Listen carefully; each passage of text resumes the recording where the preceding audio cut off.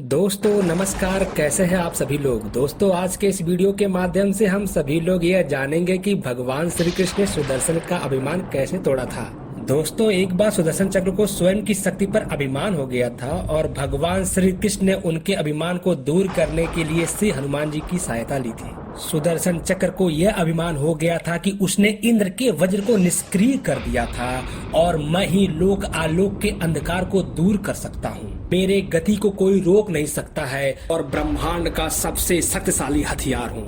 भगवान अपने भक्तों का सदा कल्याण करते आए हैं और वहम को और अहम को दूर करते आए हैं। इसलिए उन्होंने हनुमान का स्मरण किया। तत्काल श्री हनुमान जी द्वारिका आ गए। जान गए कि श्री कृष्ण ने उन्हें क्यों बुलाया है। श्री कृष्ण और राम दोनों एक ही है, यह भी जानते थे। इसीलिए सीधे राज दरबार नहीं गए, कुछ कौतूहल करने के लिए बगीचे में चले गए। वृक्ष पर लगे फल तोड़ने लगे, कुछ खाए कुछ फेंके, वृक्षों को उखाड़ फेंका, कुछ को तोड़ डाला तथा वाटिका को वीरान कर डाला। फल तोड़ना और फेंकना हनुमान जी का मकसद नहीं था, वह तो श्री कृष्ण भगवान के संकेत का कौतूहल था। बात भगवान श्री कृष्ण तक पहुंची कि किसी वानर ने राज उद्योग को उजाड़ दिया है। श्री कृष्ण ने सेनाध्यक्ष को बुलाया और कहा कि आप सेना के साथ जाइए तथा उस वानर को पकड़ लाइए। यह बात कहते हुए भगवान श्री कृष्ण मुस्कुरा रहे थे। सेनाध्यक्ष सेना सहित तत्काल वाटिका पहुंचे तथा उन्होंने हनुमान जी को ललकारते हुए कहा कि बाग क्यों उजाड़ रहे हो, फल क्यों तोड़ रहे हो, चलो भगवान श्री कृष्ण ने आपको बुलाया है। हनुमान जी ने सेनाध्यक्ष से कहा कि मैं किसी कृष्ण को नहीं जानता, मैं तो श्री राम सेवक हूँ, जाओ कह दो कि मैं नहीं आऊंगा।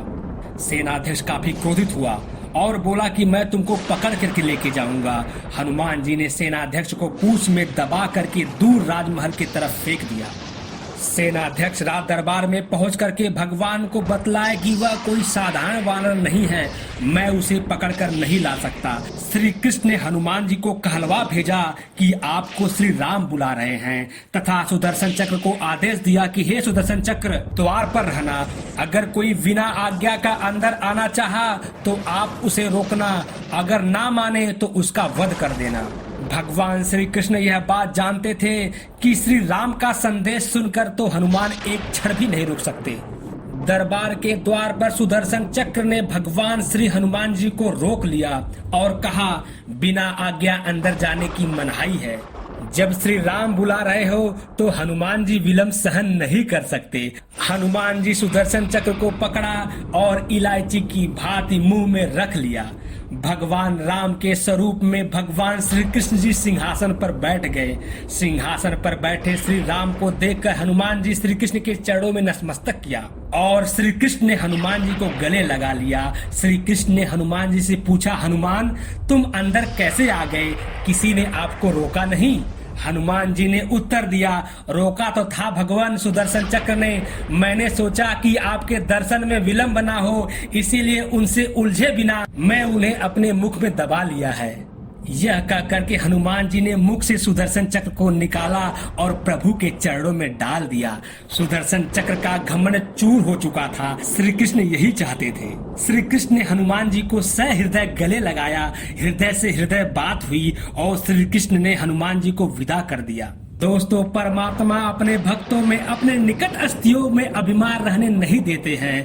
अगर श्री कृष्ण ने हनुमान जी की सहायता से सुदर्शन चक्र का घमंड दूर न करते तो सुदर्शन जी परमात्मा के निकट नहीं रह सकते थे। परमात्मा के निकट रह ही वह सकता है जो मैं से रहित होकर न मैं जान लेता, अर्थात न मैं को जान जाता। न मैं का अर्थ ही है कि मैं कुछ नहीं हूँ, वह परमेश्वर ही सर्वत्र है।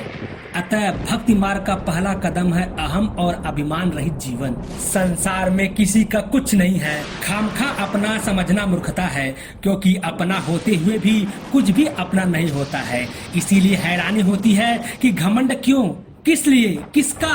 कुछ रुपए दान करने वाला यदि यह कहे कि उसने दान किया है तो उससे बड़ा मूर्ख कोई नहीं है। जो हर महीने लाखों का दान करते हैं लेकिन उनका जिक्र तक नहीं करते हैं और ना ही करने देते हैं। वास्तव में जरूरतमंद और पीड़ित की सहायता ही दान है, पुण्य है। ऐसे व्यक्ति पर माँ सरस्वती, माँ लक्ष्मी कृपा हमेशा बनी रहती है। अगर वीडियो पसंद आया हो तो एक लाइक जरूर करिएगा और कमेंट बॉक्स में श्री हरि जरूर लिखिएगा। अगर कुछ प्रश्न हो या फिर कुछ सुझाव हो तो आप कमेंट बॉक्स के माध्यम से कर सकते हैं। दोस्तों अगली वीडियो के माध्यम से हम सभी लोग यह जानेंगे कि भगवान श्री कृष्ण गुरु जी का अहम और घमंड कैसे तोड़ा था। दोस्तों अगर अभी तक आपने चैनल को सब्सक्राइब नहीं कर रखा है तो प्लीज कर ले और वीडियो की नोटिफिकेशन के लिए बेल आइकन को जरूर प्रेस कर लीजिएगा। दोस्तों वीडियो देखने के लिए आप सभी लोगों का बहुत बहुत धन्यवाद।